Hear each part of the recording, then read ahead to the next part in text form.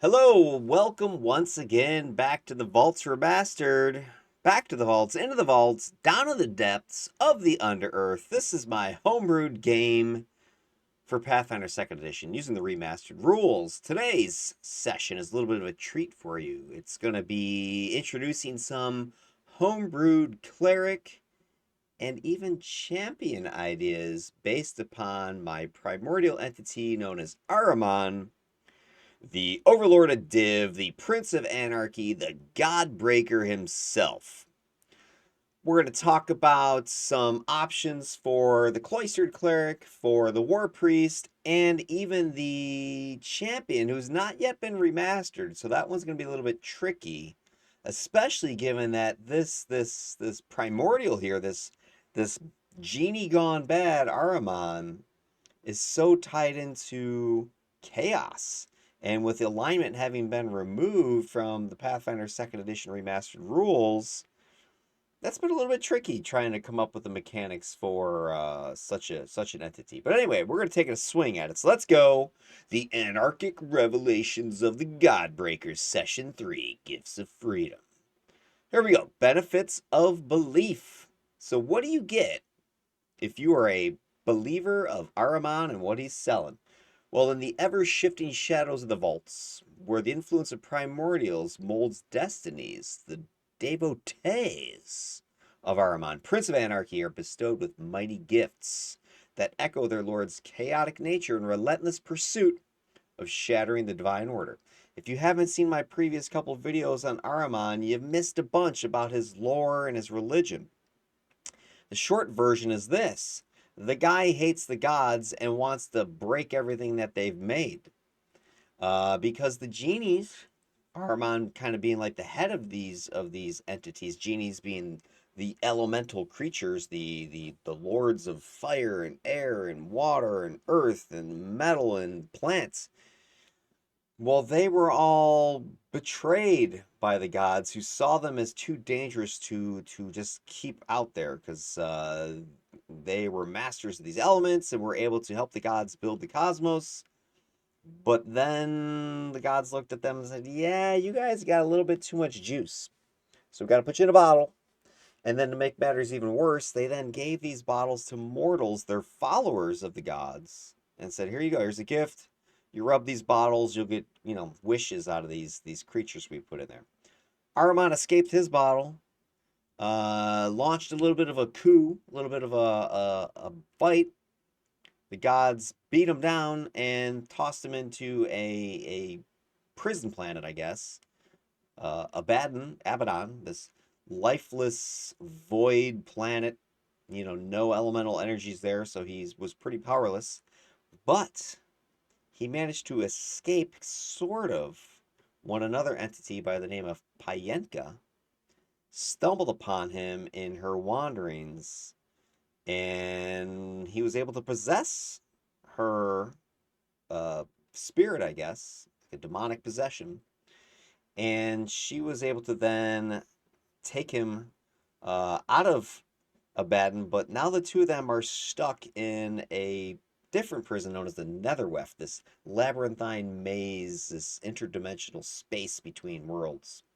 Giant web of, not tunnels, but just ethereal connections and such, and unable to escape. But Ahriman wants to get loose. And that is one of the major storylines in my game world, and also in this particular philosophy, this religion, and these clerics and champions I'm about to tell you about. So let's go ahead and dig deep.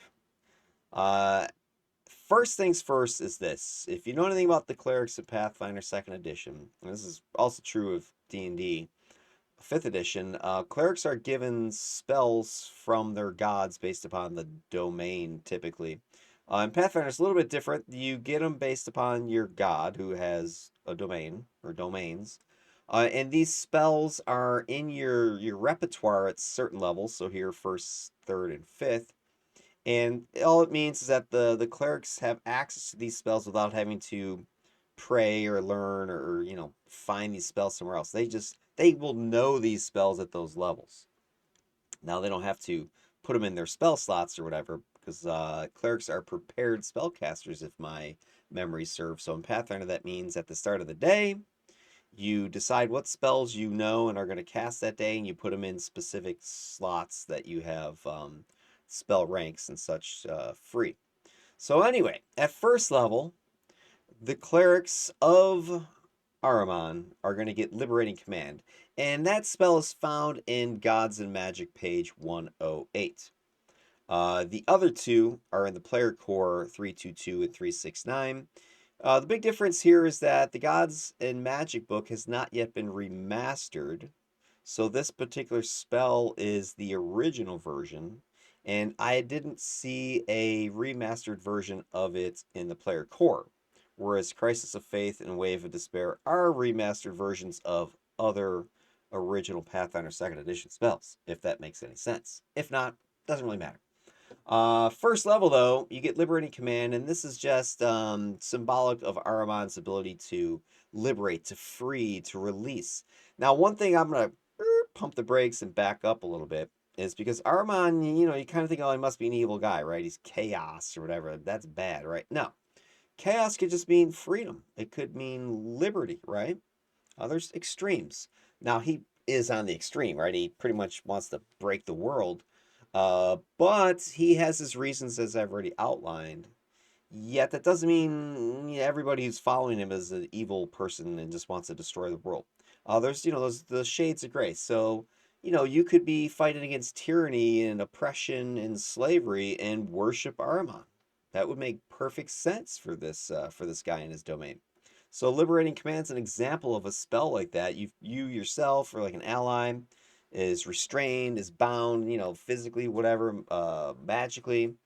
This spell allows you to break free. Third level, Crisis of Faith. Now, this one might start to border on that suspicious type of spell, but again, in the context of Ahriman and his beliefs and the beliefs of his followers, this also makes sense because it allows them to point out the error of the ways of other worshippers of other entities, because they would try to sell you on the idea that worshiping gods, that's the true evil. The gods are the ones that are suppressing and keeping everybody down, and you got to follow their rules or else you're not going to heaven, you're going to hell, type of thing, right? So breaking that divine order is a paramount importance for Ahriman and his followers, and Crisis of Faith gets to that. And then fifth level, Wave of Despair. Similarly, this allows the followers to kind of show people their fallacy, their flaws, that the constructs of religion and society are wrong. They all came about from enslavement of genies and theft, apparently, of their elemental powers that were then used to make stone to build buildings, and fires to melt the metals and whatever else, right? So from their perspective, all the constructions of the world of mortals are based upon stolen property or stolen knowledge. Agree to disagree. But anyway, that's what they're talking about. So these would be the spells that Ahriman's followers, clerics specifically, would have bestowed to them at these various levels. All right, let's continue. Now, the other thing about Pathfinder and clerics, and this is mostly true of the original Pathfinder 2E, but it's gotten a little bit of a remaster, specifically in the sanctification area. But clerics, devotees, they have these benefits besides just those spells. You get a divine font. You get this sanctification, which is new. And then you get a divine skill. So for Ahriman, the font that you would be tapping into would be the harm font. So clerics and Pathfinder, you get a font of either healing or harm. So it gives you bonus spells that you can use to heal, or you can deal damage, harm. So for this entity, his followers are going to get harm, and that mirrors this chaotic energy that they are able to channel and release. That destructive, fall apart, breaking, turning it back into base elements type of concept. So it makes sense that that would be the way it would work for them. This void energy, I guess. Sanctification is really replacing the alignment system, at least for clerics, and I'm presuming for the champions. So if you are a cleric, many of the deities require you to be sanctified, either holy sanctification or unholy sanctification, or some will give you the choice of either or. For Ahriman, it's the unholy side. And again, this embodies the chaos, the disruption, the rebellion, the screw the man, break down the system, order is bad.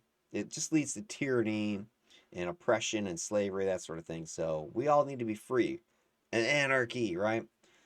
So that is a unholy trait if you, and again, this is to me a philosophical argument here, right? Holy kind of seems like good, and laws and orders must be holy. Yeah, is it? And you can have a law that enslaves people. That's not really holy now, is it? And so kind of holy unholy is almost like a misnomer for this sanctification process. I kind of get what we're going for here with the Pathfinder rules on this, but I don't know. I don't know. Maybe you don't need to sanctify at all. I don't know. Still thinking about it a little bit.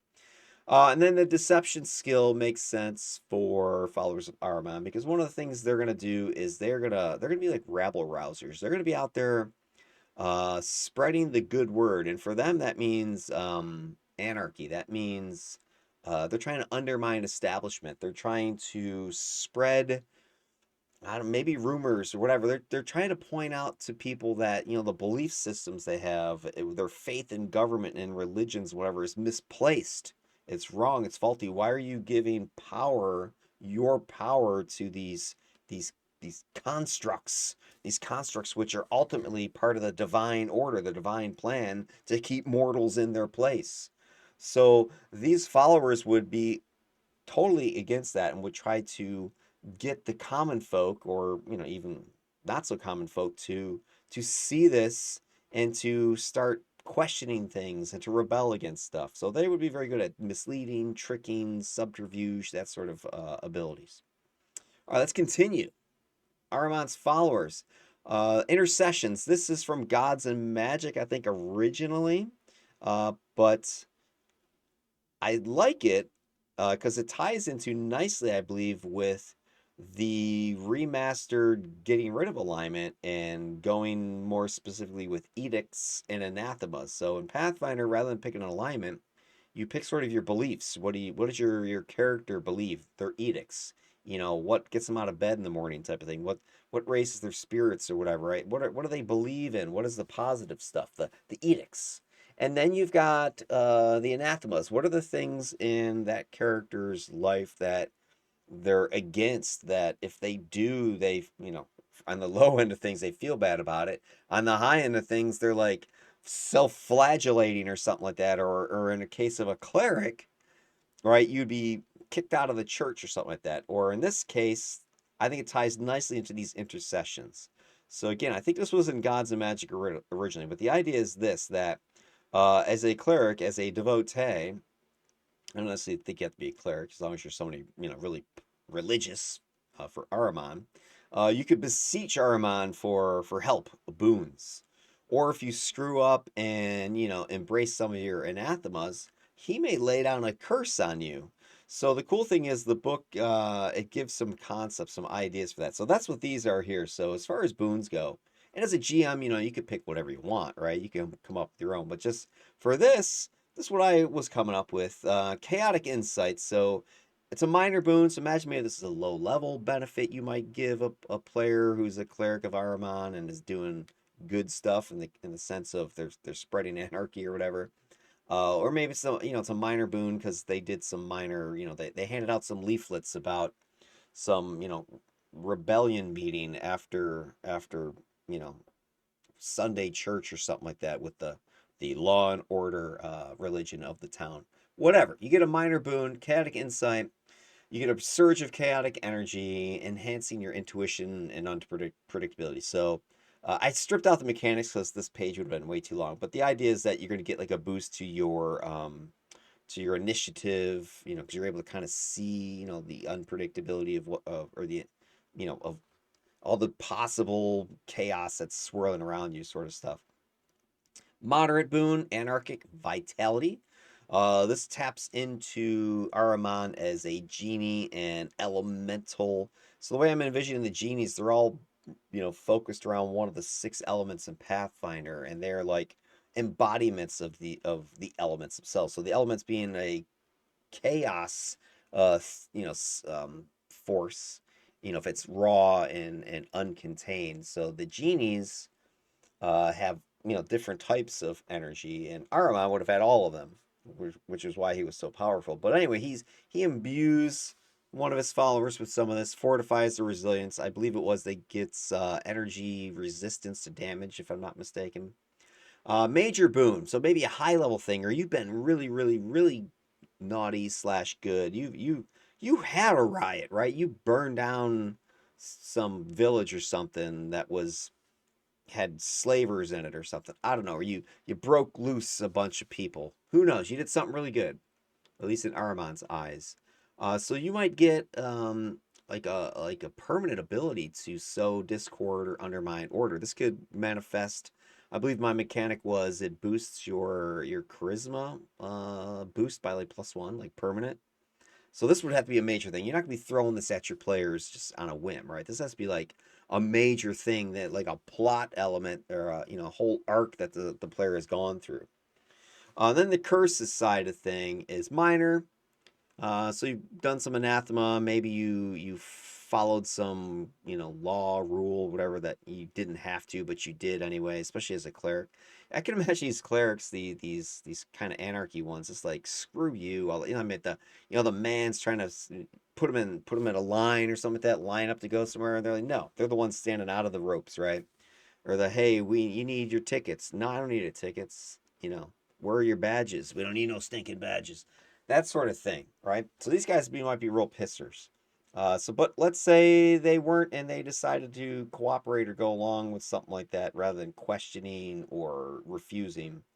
So they might get temporary disorientation, confusion, that sort of thing. Unveiling essence, moderate curse. Their spirit is disrupted. It's cursed. Their plans, their actions become erratic, unreliable. So this would be like a punishment of like a penalty, -1, -2 on, let's say skill checks for an hour or something like that, or for a day. Who knows? And then major anarchic fracture. You are a very, very naughty uh, follower of Ahriman, you broke your oath. You are going to be punished severely. Your mental and spiritual stability is fractured. Your thoughts, your emotions become fragmented. You can't focus anymore. So you lose access to your spells. Really bad stuff. That's like a permanent curse, and the only way to get rid of it is to either somehow prove yourself again to Ahriman, or a wish spell or something like that. Wish ritual it is now. Something of that nature, something really extreme in order to undo what happened to you. All right, then we're going to get into the clerics of Ahriman, but I think what I'm going to do is actually divide this video into 3 parts. I think I'm going to the one I just did, and then we're going to get into clerics of Ahriman next, looking at the 2 different doctrines. And then we're going to go ahead and follow up with a 3rd video, I think, about the champion proposal I have, because that's something else that's unique. So yeah, why don't we do that? Let's stop the vid now. Hopefully you've been, digging what I'm talking about, and you're like, subscribe, all that fun stuff. I'm gonna go ahead then and shoot the second part of this, which will just be about the clerics, and then I'll do the 3rd part after that. All right, tune in for part 2. If you don't, you're in trouble.